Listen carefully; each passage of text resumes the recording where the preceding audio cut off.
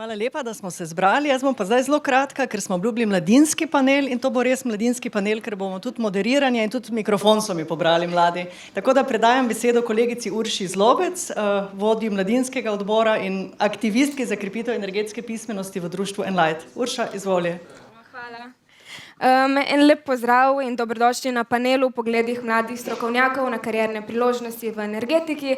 Moje ime je Urša Zlobec in prihajam iz društva Enlight. Danes pa sem tukaj kot moderatorka okrogle mize, na kateri bomo skupaj z mladimi strokovnjaki osvetlili, kako sami gledajo na tematiko kadrovske problematike in s kakšnimi izzivi so se v bistvu tudi sami ukvarjali, ko so prišli na pot energetskega sektorja. Preden začnemo s tem, pa puščam besedo še svetovalki EZS Sari Gregar. Kar izvoli, Sara. Ni problema. Ne, v redu, v redu.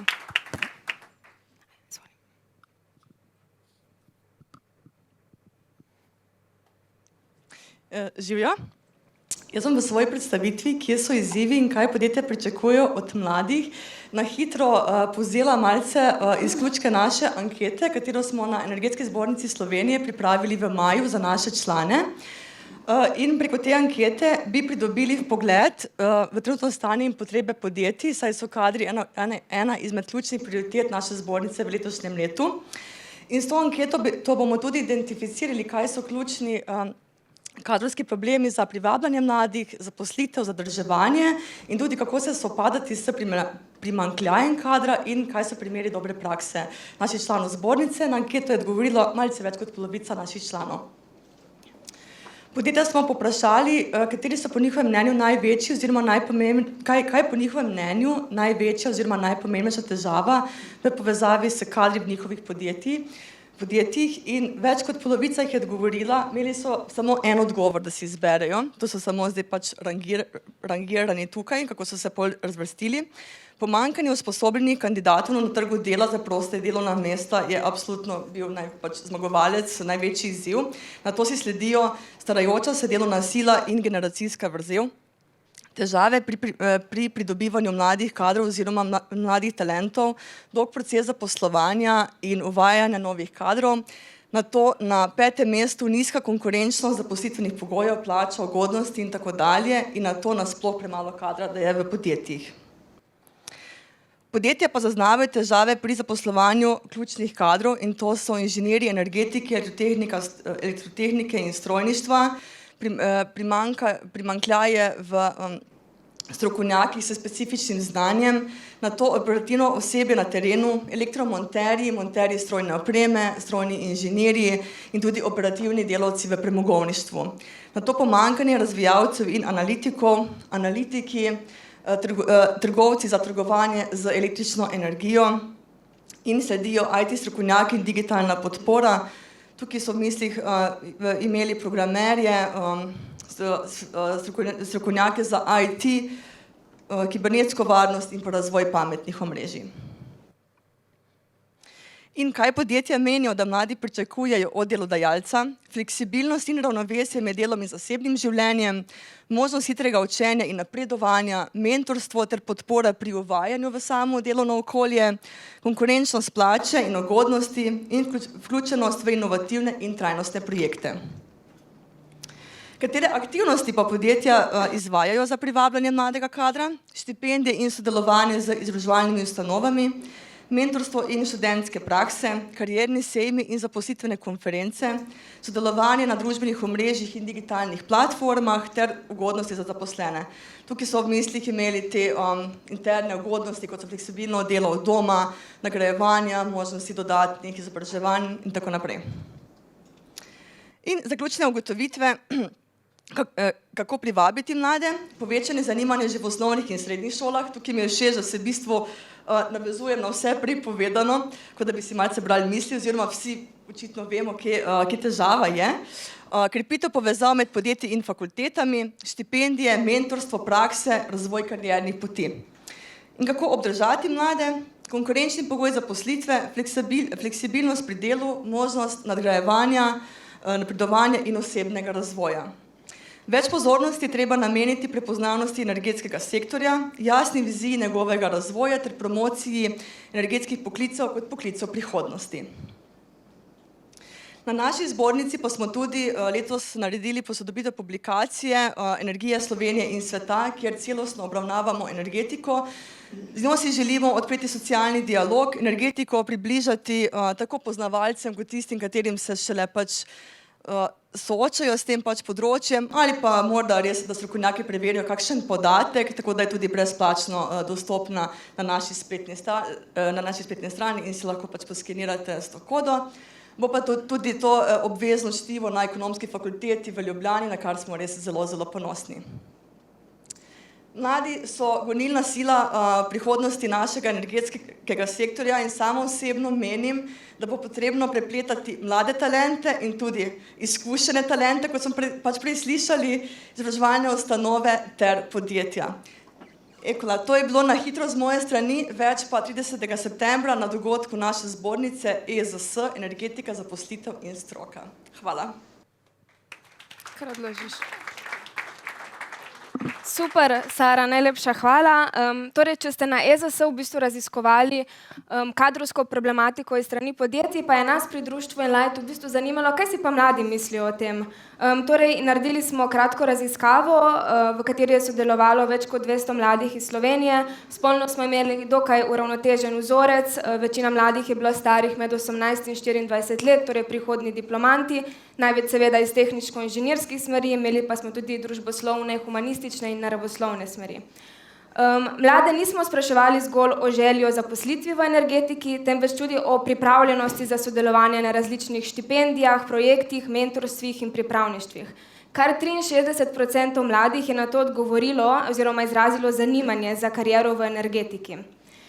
Imamo pa tu problem. Čeprav zanimanje obstaja, mnogi mladi pravijo, da v bistvu ne vedo, kakšne priložnosti dobro obstajajo v energetskem sektorju, kateri vsi poklici obstajajo, kje se lahko najboljše izven izobraževalnih ustanov vključijo v energetski sektor. Ena izmed največjih ovir oziroma barier, ki so jo izpostavili, je bilo tudi pomanjkanje informacij o obstoječih zaposlitvenih priložnostih. Prav tako smo jih vprašali, ali mislijo, da jih je formalno izobraževanje dovolj pripravilo za kariero v energetiki, na kar je le 40% menilo, da imajo dovolj znanj in veščin, da jutri začnejo svoj delovni dan. Seveda so bili tu najbolj samozavestni študentje tehnično-inženirskih smeri. Dozdeva se nam, da imamo 3 različne stolpe. Torej, na eni strani imamo mlade, ki iščejo priložnosti, ampak niso prepričani, v kateri sektor naj zaidejo. Premankuje jim nekako celostni vpogled v poklice in v delovna mesta v energetiki. Na drugi strani imamo šole, univerze, ki iščejo stik med teorijo in prakso in skušajo mladim čim bolje pokazati, kaj vse jih lahko čaka v našem sektorju. Na koncu pa imamo seveda tudi podjetja, ki iščejo talente, a težko dosežejo in pritegnejo mlade z ustreznimi znanji in veščinami. V mladinski sekciji društva Enlight smo zato v bistvu začeli z ustanavljanjem interaktivnega spletnega vodiča za promocijo študijev in poklicev v Sloveniji. Ta ponuja jasen pogled v poklice, omogoča personalizirano karierno navigacijo za mlade in seveda povezuje, predvsem multimedijsko motivira oziroma promovira podjetje, šole in univerze. Kar pa smo v bistvu ugotovili, je to, da mlade zelo zanimajo karierne zgodbe mladih v energetiki. Torej, kdo so ti, ki so prišli v bistvu pred mano?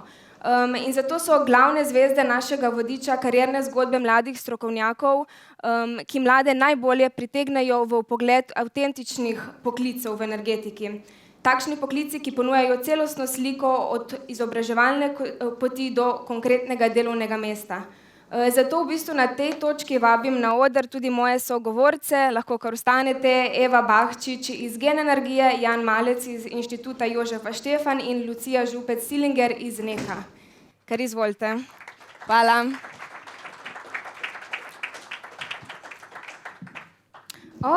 Najlepša hvala, da ste se mi danes pridružili. Jaz sem že vnaprej rekla, da bo to nekako najbolj sproščeno omizje, kjer se lahko mladi iskreno pogovarjamo o trenutnem stanju oziroma boste vi sami dali svoje lastne vpoglede na to.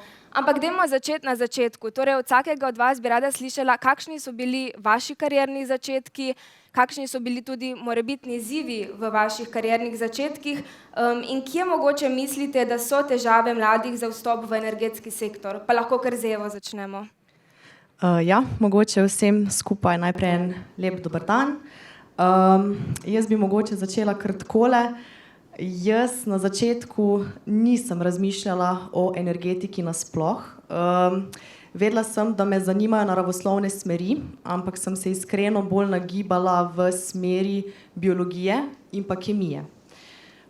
Tudi na informativne dneve sem šla na te fakultete, ampak bom rekla, da nisem mogoče tam dobila tistega klika, tiste potrditve, da bi se jaz dolgoročno tam videla. Malo sem potem še raziskovala, se pogovorila z domačimi, se pravi, v čem me mogoče oni vidijo, vedno pa sem si želela delati v nečem, kar se razvija. Se pravi, da lahko vedno pridobivaš znanje na nov način. Tako da sem potem naletela na študij energetike, ki je res, bom rekla, sodoben, dinamičen in omogoča konstanten razvoj in pa napredovanje v znanju. Super, gremo kar naprej, Jan. Pozdravljeni. Jaz sem v bistvu začel precej podobno kot Eva, ker tudi jaz sem vedel samo, da bi študiral rad neko naravoslovje, nisem pa vedel kaj in sem šel na več informativnih in na fakulteti za matematiko in fiziko so rekli, da to je taka splošna veda, ki pokriva dosti naravoslovja in se da se potem marsikam usmeriti in sem rekel, perfektno, to je tisti študij za tiste, ki ne vejo, kaj bi.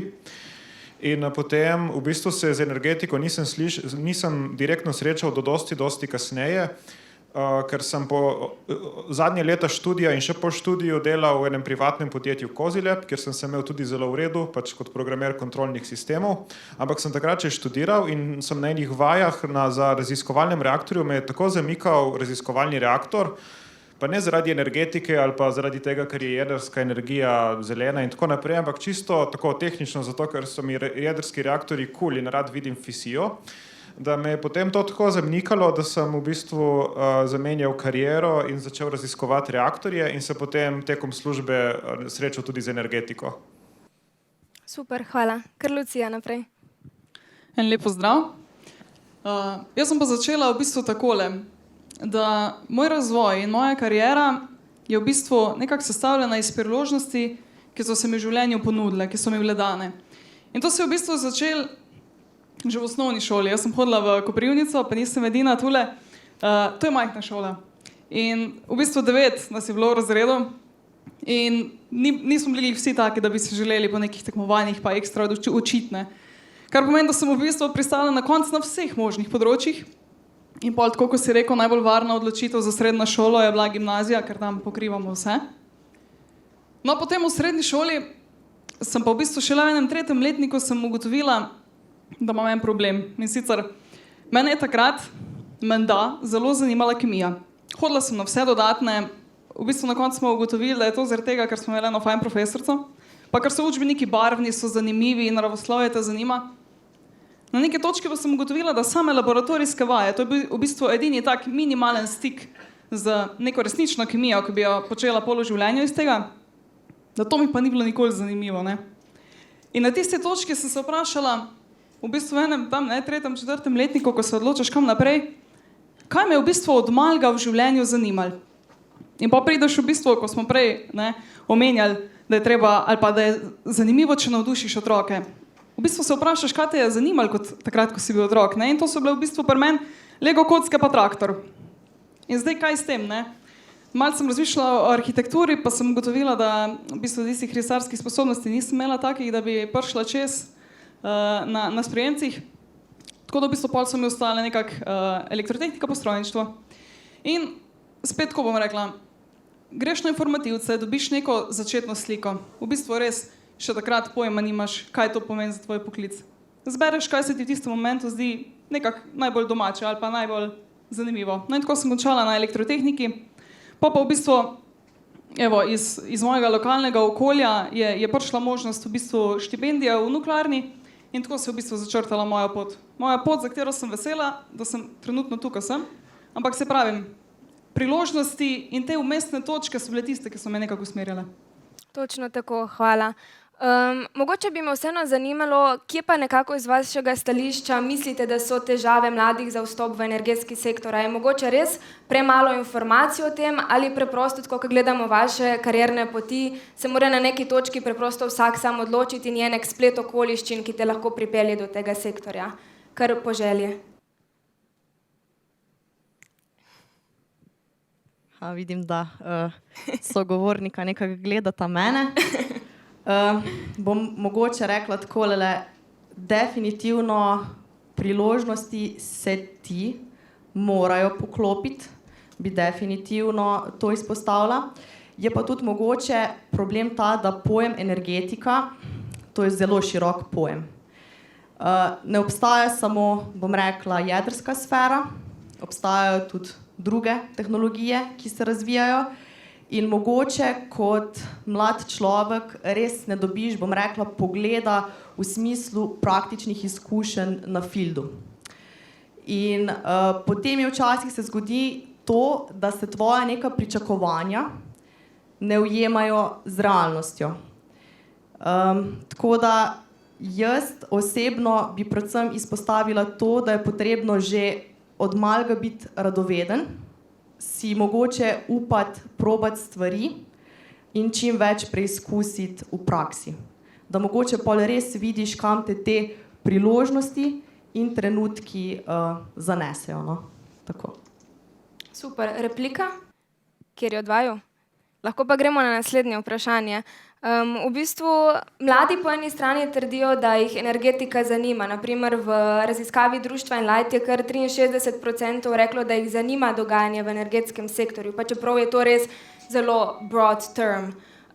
Po drugi strani pa od podjetij in fakultet velikokrat slišimo, da mladi v bistvu niso toliko zainteresirani. Ne vem, da podjetja dajo ven razpise za štipendije, pa se nihče ne prijavlja, da univerze ne morejo zapolniti svojih mest. Torej, mogoče vprašanje za vas, imate vi občutek, da mlade energetika zanima in v bistvu kako naj energetski sektor privabi mlade? Pa mogoče dajmo kar s tabo, Jan, začeti. Okay, moj odgovor bo mogoče malo bolj fokusiran na jedrsko sfero. Ena stvar, ki jo nismo mogoče dosti poudarjali, je, da, vsaj moja osebna izkušnja je, da mene je privabil direktno jedrski reaktor. To, da imamo mi raziskovalni reaktor v Ljubljani in da lahko to vidiš, kako to izgleda, ko se reaktor prižge in tista črvenkova svetloba, to je tako cool, da pač to je nekaj, kar te bolj privabi kot, ne vem, vsaj mene, kot ne vem, kakšne obljube ali ideje in tako naprej. In mislim, da moramo predvsem biti ambiciozni in več stvari delati. Se pravi, en pogoj za mlade je, da so dobri delovni pogoji, dobre plače in zato, da vejo, da bojo službe. Druga stvar je, da vejo, da so top-down usmeritve.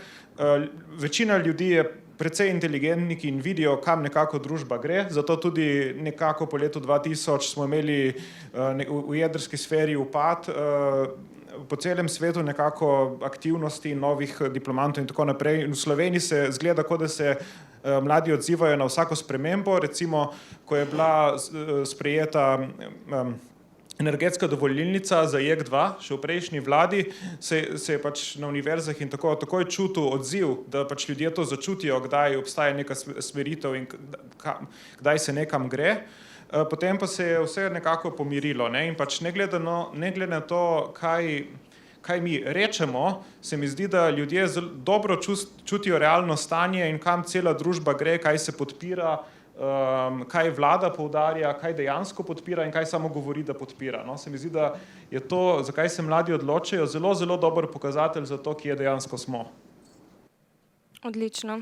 Eva, mogoče še tebi replika. Kako naj energetski sektor privabi mlade?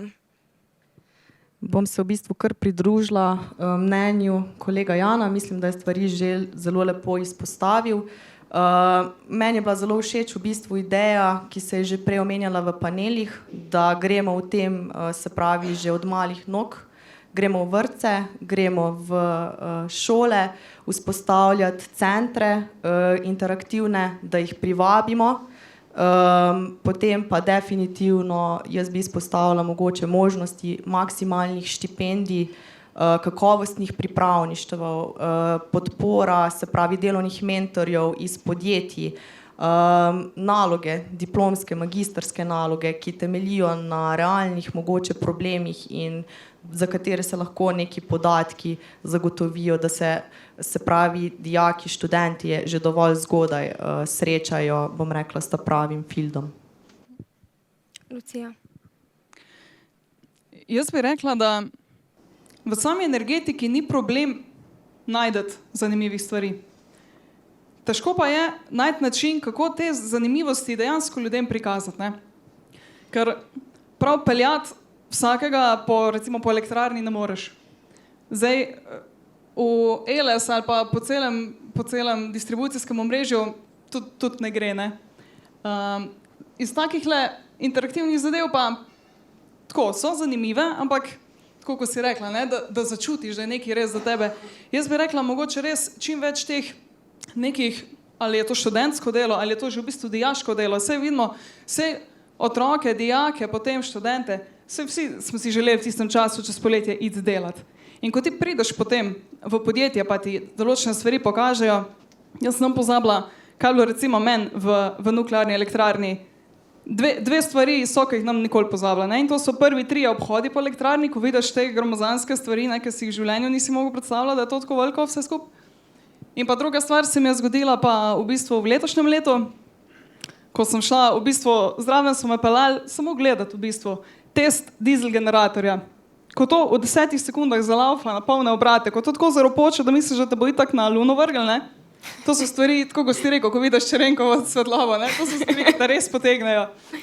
In čeprav je pol realno delo vseeno, ne? In papirologija in raziskave in je delo, to so pa stvari, ki ti ostanejo in s katerimi se navežeš v bistvu, s katerimi se navežeš na svojo profesijo. Pa tudi v bistvu ne bom pozabila, še zdaj gojim neka tudi čustva, bom rekla, do oddelka, kamor sem prišla na prvo poletno delo.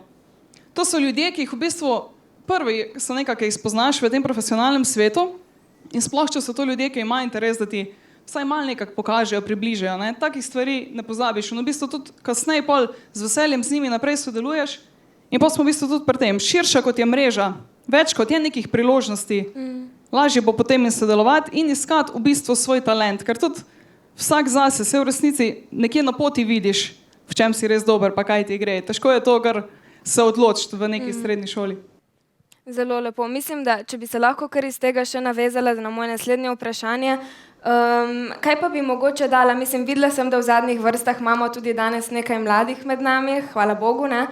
Kaj bi mogoče dala, ne vem, your younger self nek nasvet ali pa nasvet mogoče mladim danes, ki vstopajo v ta sektor? Ja, predvsem mogoče res tako, ko je rekla Eva, čim bolj iskati neke možnosti, da prideš blizu. Ali so to takšni dogodki, ali so to neke javne predstavitve. V bistvu tako, za mlade je težko nekako se pride do nekoga, ki ga ne poznaš, pa reči, joj, kaj pa pri vas v podjetju sploh delate, ne?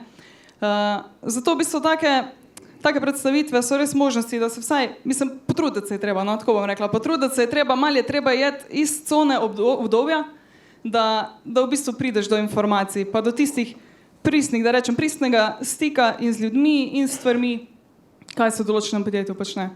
Tako da predvsem to, no, biti pogumen, iti izven svoje cone obdobja in potem v bistvu te marsikaj čaka za temi vrati. Super, mislim, da lahko kar še kako repliko, prosim. No, jaz se zelo dobro strinjam s tem in tudi tako, v karieri moraš sprejeti dosti takih odločitev, ko nimaš vseh informacij in se nikoli ne moreš popolnoma informirano odločiti in narediti prave stvari. In po mojih izkušnjah je bilo vedno tako, da če te stvari zanimajo in če se trudiš, se povsod najde ogromno priložnosti in ogromno stvari, ki bi jih lahko delal. Ne vem, jaz tudi, ko sem menjal službo iz gospodarstva in šel na ISS, sem se tako zelo sekiral, kaj bo, kako bo, na vse zadnje sem šel na dosti nižje dohodke, pa se imam zdaj super in je ful zanimivo na Jožef Štefanu raziskovati, tako da kar pogumno. Super, mogoče še Eva? Ja, jaz bi pa mogoče se navezala kar na to, kar sta tudi že oba rekla, no. Bodite pogumni, bodite pa tudi radovedni, pa si dovolite iti raziskovati, pa ven iz te cone udobja. Jaz sem prepričana, da boste tudi tukaj le kolega, pa tudi jaz vam z veseljem odgovorila na kakšno vprašanje, tako da če nas kdaj pocukate za rokav, povabite na kavo, smo vam odprti. Bodite pa resno pogumni, pa predvsem radovedni. Jaz bi na tej točki rada kar ta pocukniti za rokav že zdaj uresničila, tako da mislim, da če imamo mogoče kako vprašanje iz publike, če bi se kdo želel izpostaviti, lahko pa seveda tudi iz strani odločevalcev ali izobraževalcev. No? Kar, opa. Dober dan, torej mene zanima, kje vi kot inženirji oziroma naravoslovci v energetiki in jedrski sferi vidite dodano vrednost družboslovja. Pa kar za vse tri. Kar. Se pravi, dodano vrednost družboslovja. V bistvu, malce bom navezala na gospoda Kerina, ki je že sam omenil, da hitro pride, če druga ne, pri energetiki tako je ekonomija zraven.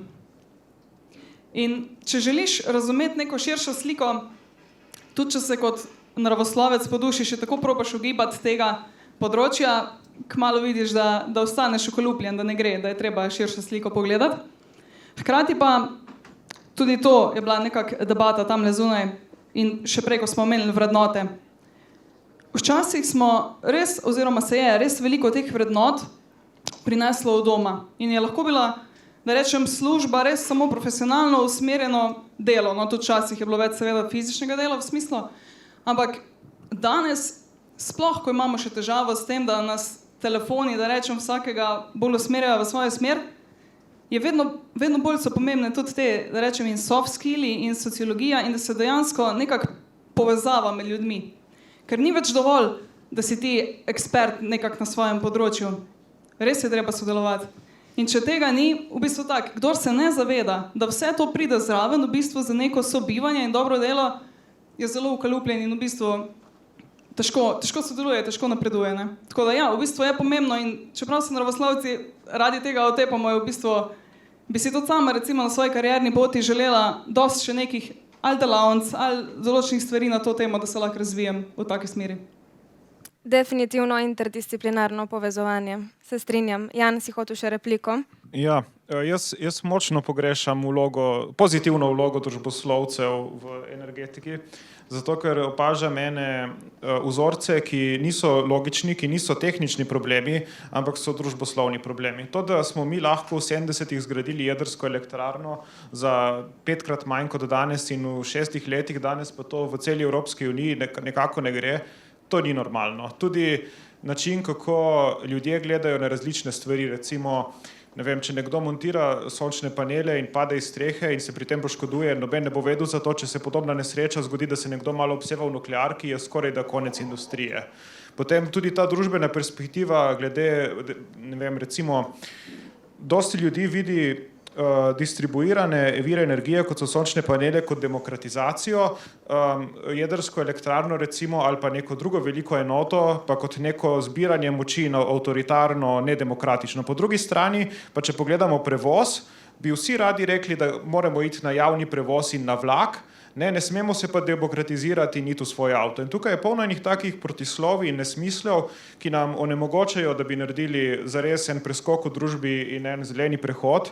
In to je nekaj, kar očitno tehnični ljudje ne znamo rešiti. Ne vem, ali ne znamo, ali nimamo časa, ali nočemo, ampak očitno je nekaj narobe. No? Tako da in tukaj to je nekaj, kar nam bojo morali družboslovci pomagati. Super. Gremo kar na naslednje vprašanje, kako smo časovno? Še? V redu? Ok, kar. Tino Gorevc. Jaz bi najprej rad pohvalil organizatorje, krasne predstavnike mladih energetikov imamo danes tukaj in sem navdušen, kako z zavzetostjo in res navdušenjem in opravljate svoje poklice in govorite o njem. Bi pa eno temo malo naslovil. Praktično na vseh nivojih, Jan se je mogoče malo že dotaknil te tematike, na vseh nivojih se soočamo z določenimi strahovi. Ko se pogovarjamo o tako zahtevanem infrastrukturnem projektu, kot je JEK2. Prej ste lepo rekli pogum, radovednost, vedeželjnost. Zanima me, kakšni so vaši občutki tukaj, ko se pogovarjamo o JEK2, vas je strah tega projekta? Se bojite, da ne bi zmogli, da bomo zamudili, da ne znamo, da nismo sposobni tega? Jaz bi rada samo opozorila, da je vseeno to panel mladih, tako da, ok. ampak kakšna replika? To pa je res, to pa je res. Tako bom rekla. Ja, seveda je na nek način je strah. Strah je pred v bistvu, ne vemo, v kaj točno se spuščamo, ne vemo, kakšne bojo to oziroma službe, vemo pa, da bo veliko odgovornosti. Vemo, da bo veliko odgovornosti na področju, na katerem zdaj ne delaš in v bistvu tudi noben zraven tebe ne dela. Tako da, tako bom rekla, hkrati pozitiven izziv, hkrati pa velika odgovornost. Tako da ja, strah je prisoten in se mi zdi, da je v bistvu normalno, da je prisoten. Zdaj sem se spomnila na v bistvu prvi dan moje službe, sem dobila neko podobno vprašanje, ne? A te je strah delati v nuklearni elektrarni, ne? In v bistvu takrat ne veš, a zdaj je to vprašanje, na katerega je v bistvu mora biti odgovor tako, mora biti, da te ne bo kdo čudno vzel, ne? Ali kakšno je bilo to vprašanje. No, v bistvu namen vprašanja in predvsem odgovora je bil to, da elektrarna je varna, dokler veš in misliš, da je nevarna. Ko enkrat vzameš zdravo zagotovo, da bo vse v redu, takrat se začnejo v bistvu največje težave. Jaz mislim, da smo s takim projektom še premalo ambiciozni. Da če hočemo zares privabiti kadre, moramo delati res velike stvari. In tukaj s tem preporodom SMR-ju in jedrske Evropi imamo ogromno priložnost, da bi Slovenija lahko delala dosti več. Lahko bi delali raziskave goriva, lahko bi delali dele za male modularne reaktorje, lahko bi delali, ne vem, karkoli, zaradi mene vojaški program. In jaz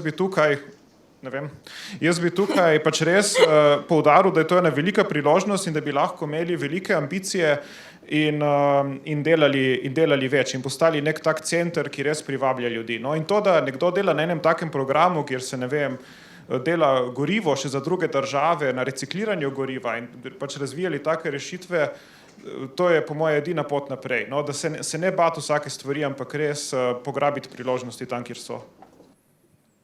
Ja, tudi jaz bi mogoče se kar pridružila mnenju kolegov. Strah definitivno je prisoten, se pa tudi mladi zavedamo, da smo sposobni prenesti odgovornosti. To nas učijo že od samega začetka, tudi na ICJT-ju te lepo učijo jedrske varnosti, jedrske kulture in mislim, da se bomo s tem zavedanjem temu lahko postavili na noge.